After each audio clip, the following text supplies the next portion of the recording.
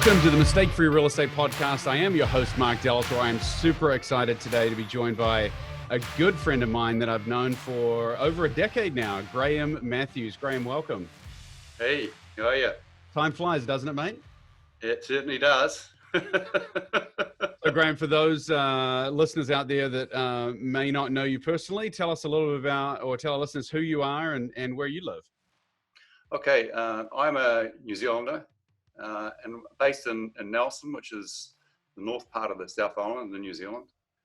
If any of you have seen Lord of the Rings, it's very much that sort of real estate with snowy covered mountains behind and a beautiful bay that we look out behind. So I'm married to Carol. We've been married for almost 30 years.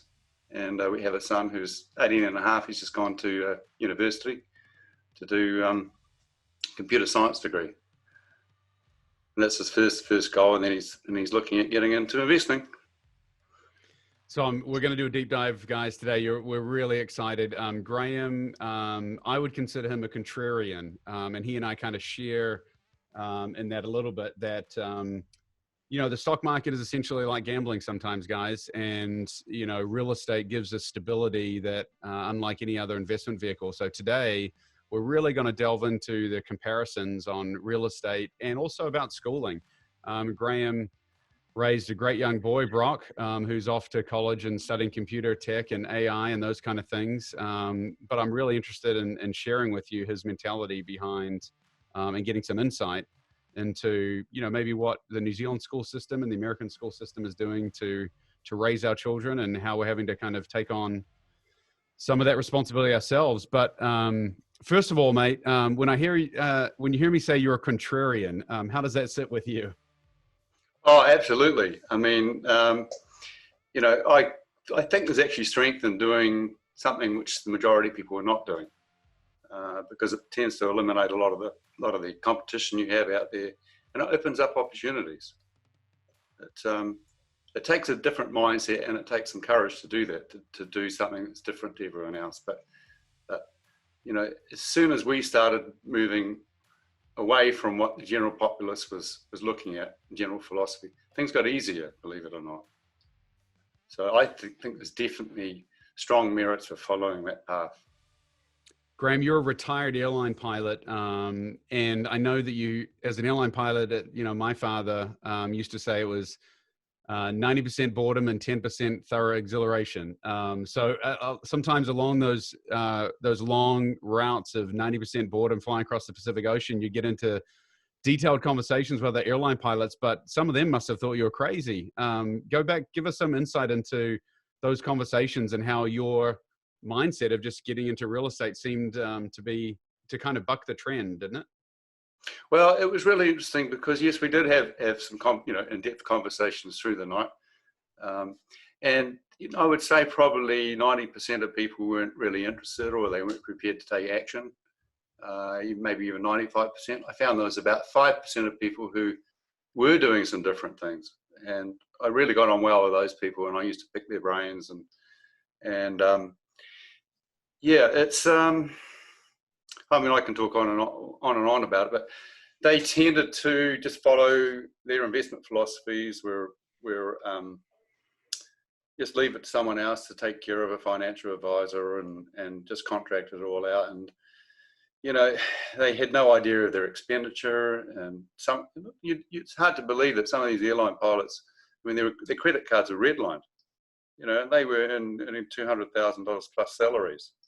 And I was just shocked, so I'd go through their finance and say, look, where is your money going?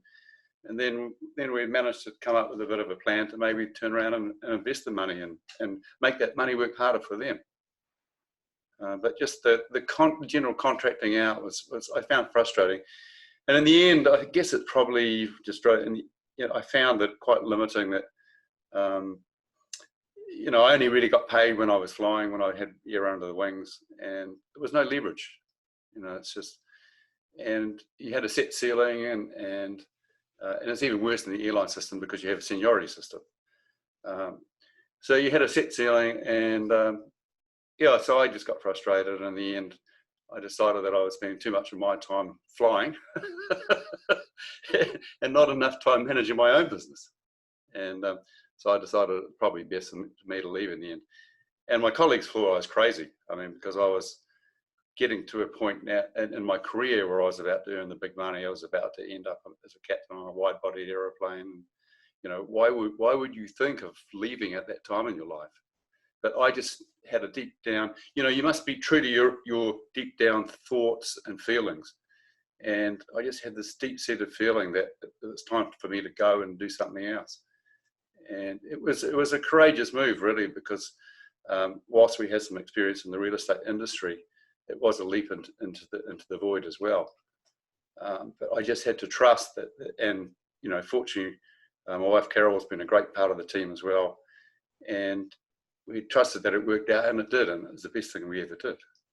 So talk me through that next step. You walk away from obviously, you know, a high salaried position, and others are thinking you're crazy. You know a little bit about real estate. I'm sure you read a lot of books. What were your next steps? How did you go about transitioning? Well, we had actually about 4 or 5 years earlier. In fact, I'll go back a couple of steps, but we had started investing into Auckland real estate. It was cash flow real estate, rental properties, but we found that the competition was significant, particularly in Auckland. The prices were high for the real estate, the competition was significant, and the margins were very low. And it was hard to achieve significant income off the properties. And so, yeah, so our first step was really, we intended to move to Australia and do what we'd done in New Zealand, but actually do it bigger, actually, buy more real estate and grow the cash flow. So we basically, I resigned from the airline. We sold everything up, and we sold our private house up. We sold all our investment houses. We had half a dozen houses, and no sooner had we done that than the GFC hit.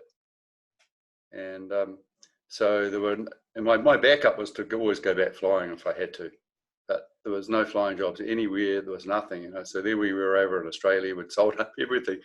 We had cash sitting in the bank, and what were we going to do? We couldn't actually do what we wanted to in Australia either, because real estate was too expensive.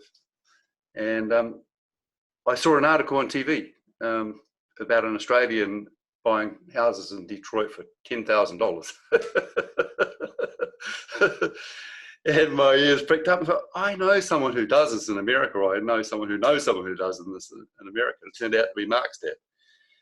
And so within a few days, we got in contact with each other, and really, we've never looked back. You know, it's just Mark was just starting out his business, and you know, it's between us, we've grown, and you know, we've got a reasonable sized portfolio now in Kansas City. It's enough for us to live on reasonably comfortably, and I would recommend it to anyone to follow that path. No, I appreciate that. No, it's been a great partnership. Your portfolio here, you know, of assets would be maybe 1 or 2 houses in Auckland. Is that fair at this stage? Yes, absolutely. And I mean, just to give people perspective, Auckland, New Zealand is probably the 3rd or 4th ranked most expensive real estate market in the world, maybe behind San Fran, London, and New York or something. I mean, it's up there with all the big boys. And you know, as far as investing for cash flow, it's just not an option. You can't go buy something and have it rental cash flow positive. Typically, people are negatively geared and just hoping for the speculative play. Is that correct, Graham? That's exactly right. You know, real estate investment in New Zealand is really only ever speculative. It's very hard to actually glean any decent cash flow enough to live off anyway. And the problem is, I think you've got a lot of sophisticated, you have a small investment pool really. And so you have a lot of sophisticated investors for a small investment pool, and the competition is too high. Whereas in America, I mean, America is the land of the free, of the capitalist, and the government supports people to get wealthy. They want you to get wealthy so they can tax you more. But the investment pool is so much larger in America. You know, it's just, and we don't also we for a while we worked the foreclosures as well. In New Zealand, we don't really have the same kind of foreclosure laws. So when houses go to foreclosure in New Zealand, I wouldn't really call them what I would understand to be a true foreclosure in America. No, there's certainly opportunity over here with distressed assets, for sure. So let's take a step back. What books influence you the most on your journey into alternative investments outside the stock market? Okay, well, initially what happened is we've also gone down the path with managed funds, and what hurt there is that, our funds often would sometimes go up, but often, we had 2 years in a row where funds, this is in the 90s, our funds went down 20% one year, they went down 30% the next year. And, yet the financial advisors still took their same fees. Yeah. I thought, this is crazy, this guy is getting rewarded for losing us money. And we had a financial planner as well, and he came up with a fancy financial plan for us. And this financial plan came up with some crazy figure. It was like 1.2 million cash we needed, or investments we needed to live an average sort of lifestyle that we wanted to in retirement. And that was like $3 million in today's money. It was just about undoable. We would have had to live quite a frugal life to get to that point. And then once we got to that point, we were going to be on a gradual downhill slide, because we would have to start taking money out of the investments to live off. And when I said to Carol, well, this is going to be our life, and it's diversification, and she said, well, that's not much of a life. Why are we doing this? This is crazy. And I had to swallow the line. Yes, diversification is the way to go and all that. So anyway, we were sitting at home one day, and we were listening to the radio actually, and Robert Kiyosaki from Rich Dad Poor Dad was doing a tour of New Zealand, and he was promoting his book Rich Dad Poor Dad. And my wife bought the book, read it, and I was busy at the time working and doing other things, as you are.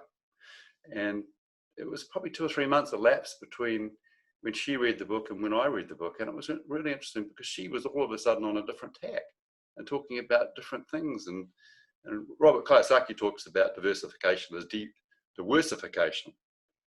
He thinks you actually have to focus like a laser rather than trying to spread all your risk out and all your investments out.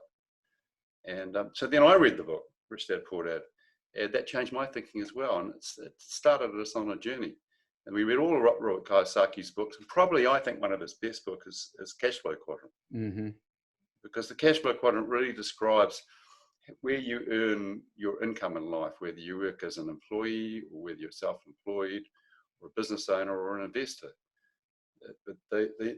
If you want to be rich in life and financially free, you need to learn how to be a business owner and an investor.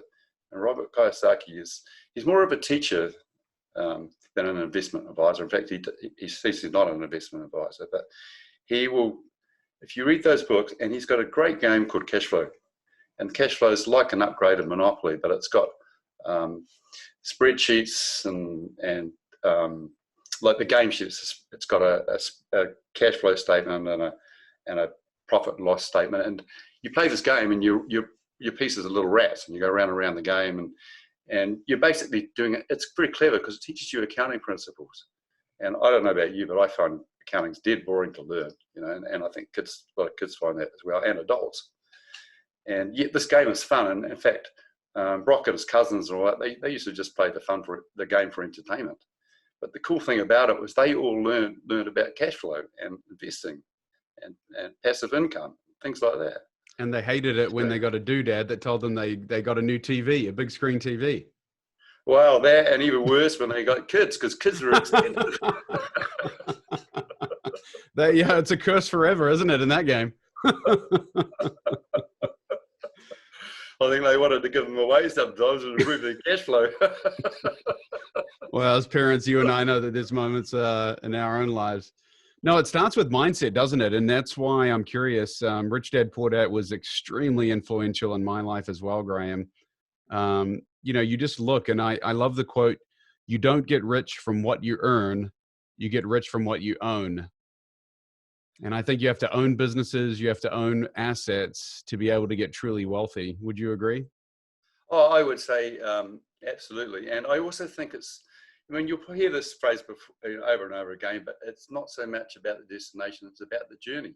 And I always used to wonder, what the heck, what is this, what are they talking about here? And what it is once you, look, the Rich Dad, when I started the Rich Dad Poor Dad, I realized I also had to become more self-developed. I had to learn about other things in business, and I had, adversity and how leverage works and how money works, really, all these things. And so, I just used to, if I was overseas, you'd find me in the bookshop, in the self-development or the money and the financial aisles, just trolling books.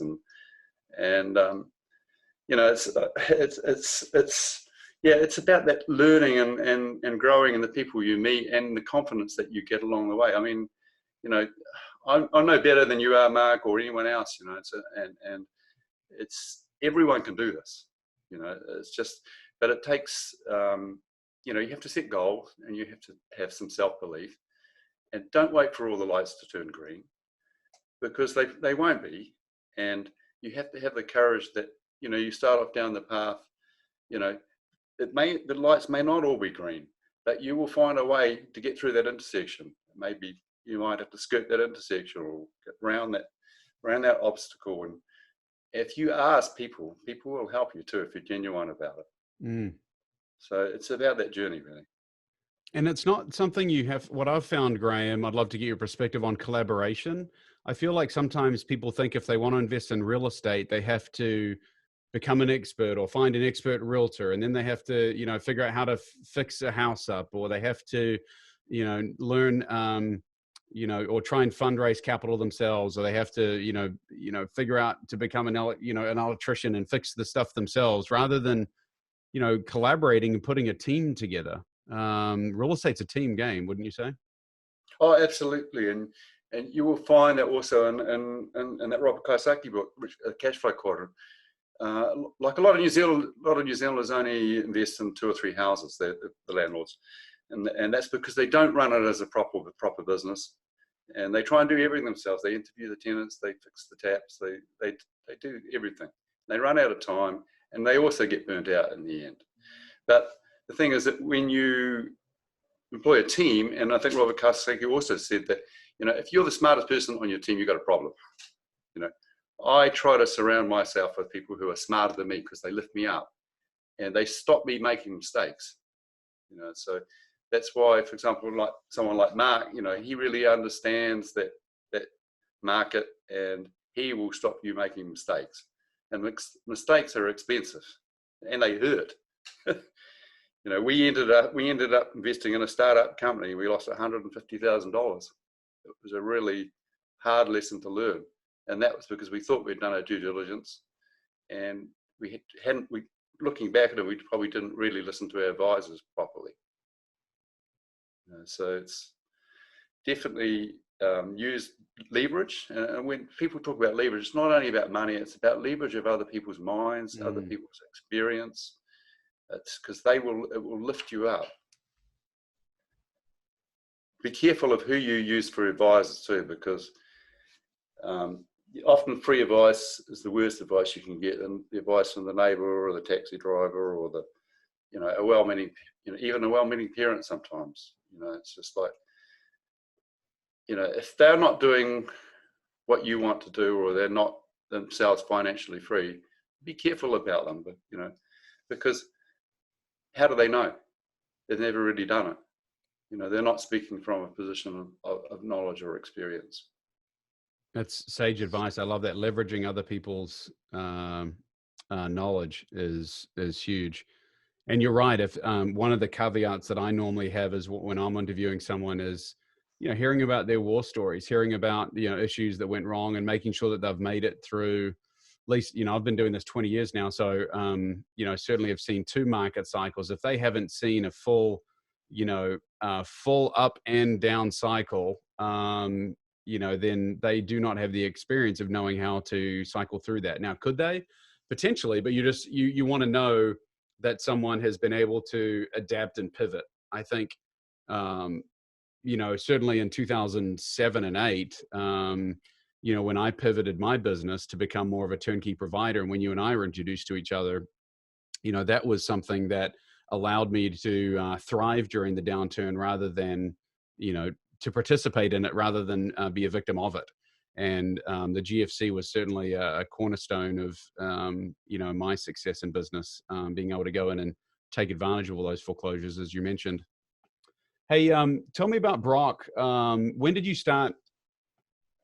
first know that he was or was he a different thinker right from the get-go? Did he start raising questions, and did you acknowledge that, or were you intentionally trying to, effectively, help him acknowledge the contrarian beliefs and not just be part of the mass, media-minded individuals? Well, he has always been a question asker, but no, there's no doubt about it. We have directed his attention and also framed the way that we see things, so that he can sort out priorities in life, and perhaps and take advantage of some of the experience that we have gleaned in our life. Because the thing is that as a parent, you have a responsibility. You're on your kid's team. You're your kid's coach, and you have a responsibility of bringing them up. But also you have responsibility. I think a responsibility of teaching them good financial skills, and that is it's imperative in this world, and it's becoming even more so because it's what you're going to need to survive in life and to retirement.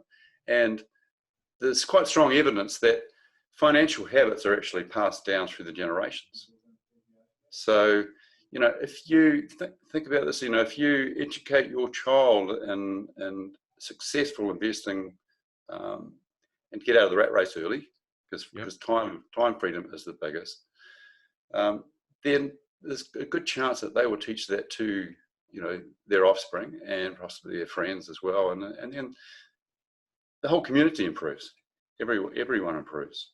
And I was just thinking about a story I read about, and it's not about money, but there was a lady who, her mother was teaching her how to cook a joint of lamb. We eat a lot of lamb in New Zealand because we have a lot of sheep. And, her mother had taught her to cut the ends off the joint of lamb. Cut this end and cut that end off and then put it in the oven. And she said, "Mum, why do you do that?" And Mum said, "Oh, well, I don't know. It's what my mother taught me." And so anyway, she got hold of her grandmother. The daughter got hold of her grandmother. Said, "Grandmother, why do you cut the ends off the, off the joint to cook it?" And she said, "Oh, well, I used to have this tiny little oven and I couldn't fit a full-size joint in there, so I had to cut the ends off." So the same kind of things can pass along in the financial thing as well. And you'll see it, broke families go from one broke generation to the next, and rich families can often get richer, and that's because quite often the rich families will teach their kids a lot of these skills. Do you think the schools are teaching? Did the schools teach Brock about finances? Well, no. My experience is that even when he attended accounting and things like that, yes, he learned the basics of what a debit and what a credit was, but there was no focus on cash flow and even the total focus. And Brock's found this very frustrating all the way through the schooling system, and even at university, it's all about jobs. Getting a job, why you get a good qualification so you can get a good job. And why do you want a good job? You want a good job so you can get an income and support your family and live a good life. Well, for a start, jobs are starting to disappear with automation and computing and artificial intelligence and all that. So are we educating our kids for the future? I think we're following a draconian, post-industrial revolution education system where, yes, we had expanding industry and that we needed people to work those industries. But now with increasing automation, those jobs are disappearing. So, and they didn't know. They didn't teach him much about finances, and they definitely didn't teach him about good understanding of cash flow. You will get more understanding about cash flow out of playing that game that I mentioned, Rich Dad Poor Dad cash flow game, because that will sear into your subconscious exactly how it works and how the money flow works. Because it's not about buying something and it going up in value. that's speculating. It's about buying an asset that will pay you consistently every month as a paycheck. That's what you live off. You can't live off, a bunch of shares sitting in a back, sitting in some company. Yeah, it's that old model, right? That you get told by your financial advisors, which is just save, save, save, save, save, and then spend, spend, spend. The accumulation and depreciation of some big nest egg. And it doesn't have to be that way. There's a better way. And I think, these single family homes that are almost like little ATM machines, right? I mean, a house is just a box that money comes out of. So if we can just continually buy some boxes and they're cash flow positive and use someone else's money to pay them back, it's it's a blessing. Well, it's that, and it's also better than that because you can leverage, you can get finance on houses. Banks like to lend on houses because they're good, secure assets. They don't lend on shares. They don't like that very much. They might lose their money, but they lend on houses. And then, if you get your numbers done, work properly, then, you can buy another house off the equity you built up in one house, and then you can increase your income, and, your wealth will expand in time. And real estate's it's not a get rich quick game. It takes time. You have to have a long-term focus. Love that. That's as you know, I just finished a book, and one of my big things in there I mention is that I'm a believer in the long-term play. I believe that real estate is best done at scale and best done on the long term. It's true that real estate is not a get rich quick game. It's a get wealthy slowly over time game. And so all the more reason to jump in sooner, which leads me to my next question. What would you say to your younger self, or maybe to your son? When did the switch go off for you as far as your mindset shift, and how have you tried to get Brock to embrace your beliefs, or maybe think for himself perhaps about real estate as a mode of investing at a younger age? The switch went on for me when I read Rich Dad Poor Dad, and I think I was 38 years old. And I suddenly realized that for me, it was a completely new perspective that it was possible to actually generate enough income to retire early, to be financially free. And it was okay to do so because, we in society, we have this sort of a herd mentality, really. I think Dr. Wayne Dyer, I've studied a lot of his work as well, but, he said that the tribe wants you to conform. And, if you want to do something different to what the tribe does, then you've got to be free of the common will of man, common will of the tribe. So, you've got to learn to think differently. Sorry, I lost track. What was the initial point, right? Yeah, no, I was interested just, and how has Brock's mindset been influenced by your change and shift? So at 38 years old, you have a young child. Yeah. Your mindset shifts, but then his has also. How do you think he will act differently than perhaps you did for the first 38 years of your life? Yeah, so I shifted at like 38 because I started the Rich Dad Poor Dad. With Brock, what we did with him was really, I think, right from square one, he's understood the dynamics of it, and he's firmly focused. I think he wants to be out of the rat race before he's 30. So, and it's not on our money. It's not going to do it on our money. He's got to do it himself. But it's different, right? I mean, talk me through that. I mean, I'm looking at your life and I'm saying things would have looked very differently. I mean, you would have been able to go to all his school plays. You would have been able to go to all his activities. You would have been able to spend time on the weekends, or you were no longer gone. I mean, his mom and dad are both at home. That's very rare in today's society, is it not?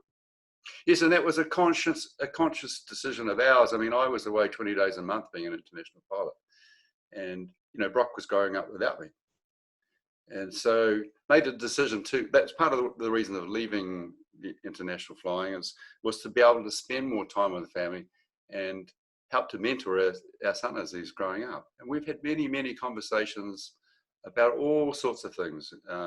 If we see something in the news about the Fed printing money or whatever, or we have a discussion about printing money, or about debt, or all these things. We bring in real life examples of what's happened.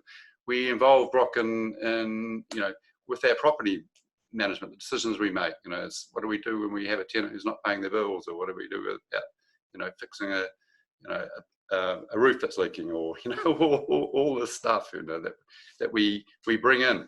But what I would probably say to a 25-year-old, I would say absolutely learn about money, learn about how money works, learn about cash flow, learn about everything you can.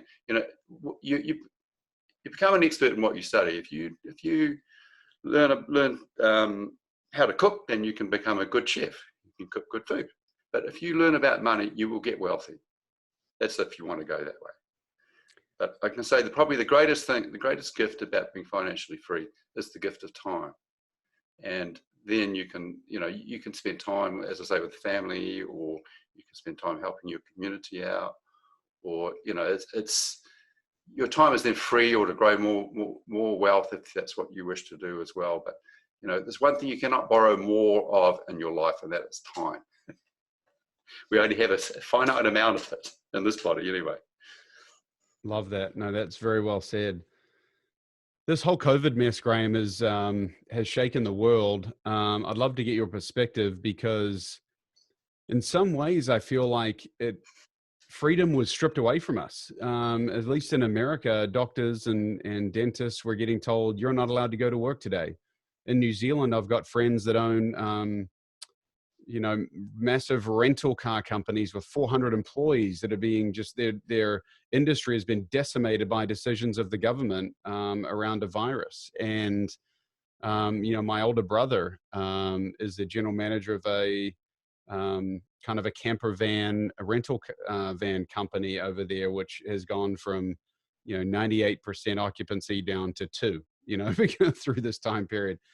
It's really, made me think more about, the cash flow quadrant, right? I mean, you have an employee who's being told, hey, you don't get to go earn money, or even business owners that are being told you don't get to go earn money. Just put a different spin on things. What's your take on how this has been handled? Well, for a start, I think that if you have a job and you're dependent on that job, it's a very high risk strategy for your income. It's very easy for the company to go under, or you to be made redundant, and so you've lost 100% of your income. Likewise, if you're what they talk about, self-employed, and if you're a self-employed person, you might have perhaps limited customer base, and you're very dependent upon that business as well. And for example, COVID, if you ran a small cafe or something like that, COVID-19 comes along and kills your business just overnight like that. Whereas the people who, for us, it's been a reasonably cruisy period for us to go through what we now touch wood. A lot of it to do with SPD's good management as well. But, our tenants have continued to pay the rent. We've had to work with tenants sometimes to make sure that they can pay the rent and look after them. But, the income, because we've got multiple income streams, we're reasonably secure. It would be hard for, even if one house is empty, we're only down a little bit in our income. So more than ever, it just demonstrates to me why you should, it's wise to have multiple streams of income. And, if you get sick, and you can't work, what are you going to do? At least, if we were sick, then the money's still going to keep on coming in. I had a bank manager try to sell me life insurance. Well, I said, well, why do I need life insurance? And he said, well, in case you die, then you can pay your mortgage off. I said, well, I can continue to pay my mortgage off because the money's going to come in whether I'm alive or not. Why do I need this? And he couldn't answer me. Because he gets a special trip to Hawaii if he sells you one. Well, that's right. No, people don't understand the mindset of running a business like that, and to someone in New Zealand, it may seem very strange to be investing in America. You obviously had your sights on real estate in general. When you were looking at America, and then obviously ended up settling on SBD, what were the main drivers for you to? I know you did your due diligence. What were the main drivers for you to end up picking Kansas City as a hub? Well, for a start, and Mark will know this, I had the list I had of due diligence, and due diligence, people don't understand the word, it's research. It's a fancy term for research, but I had probably a pad this thick of questions, hundreds of them.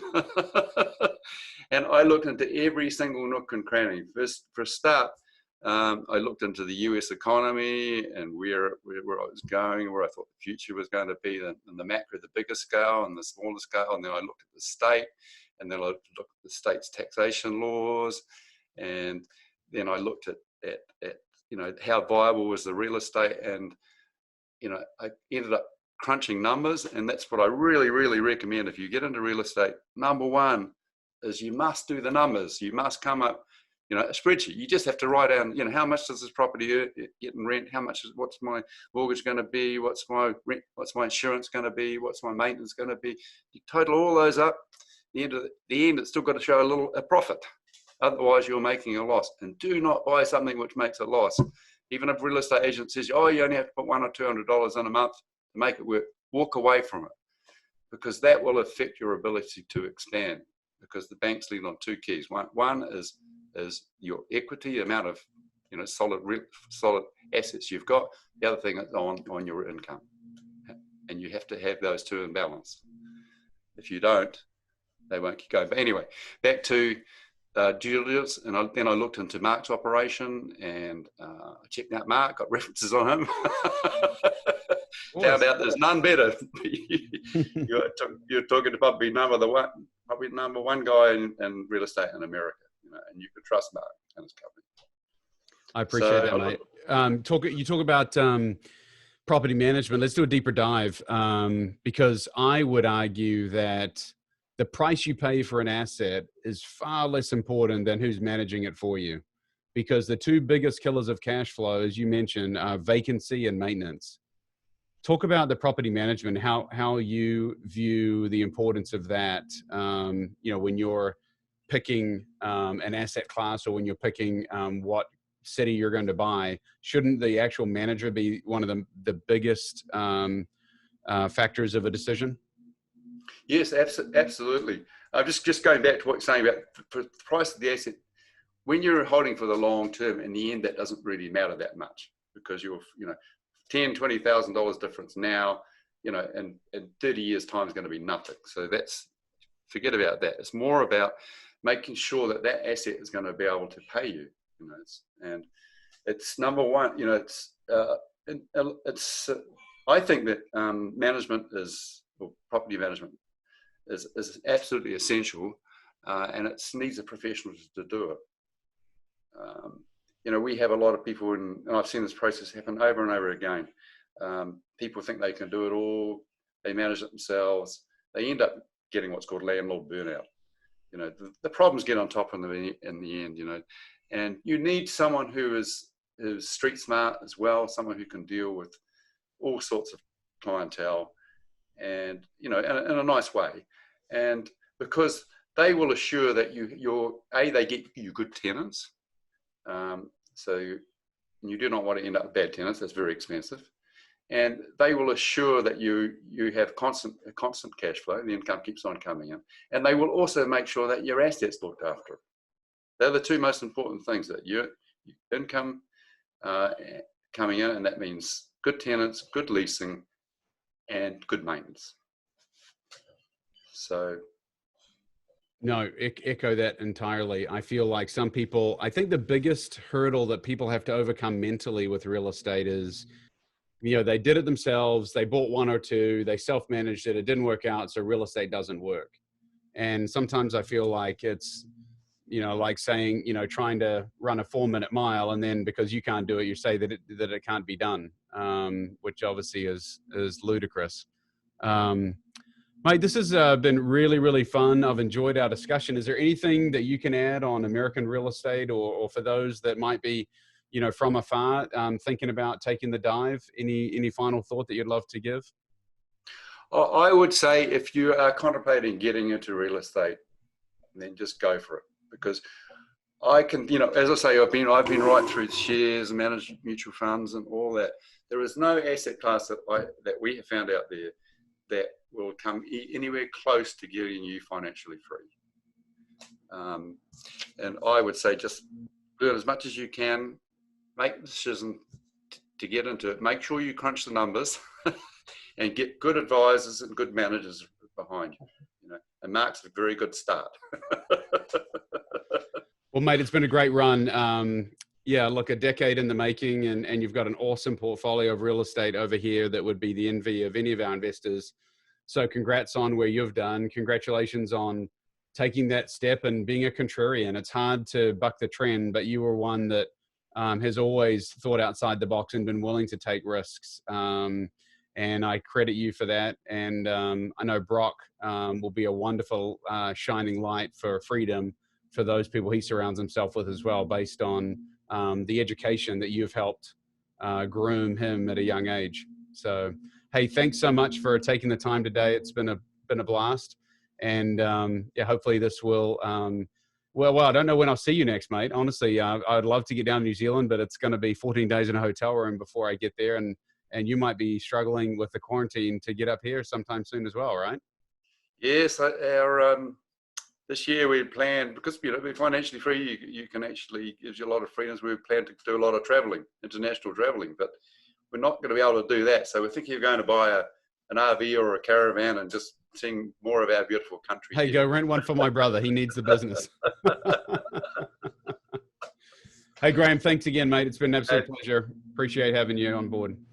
Right, yeah, and good luck to anyone who wants to get into it. See ya. Bye-bye. You're listening to Mistake-Free Real Estate Radio, the authority in passive real estate investing. No late-night calls, no clogged drains, no tenant nightmares. Take the passive investor's approach to real estate investing and trust a turnkey professional. Learn more at mistakefreerealestate.com. Until next time, remember, you don't get rich from what you earn, you get rich from what you own.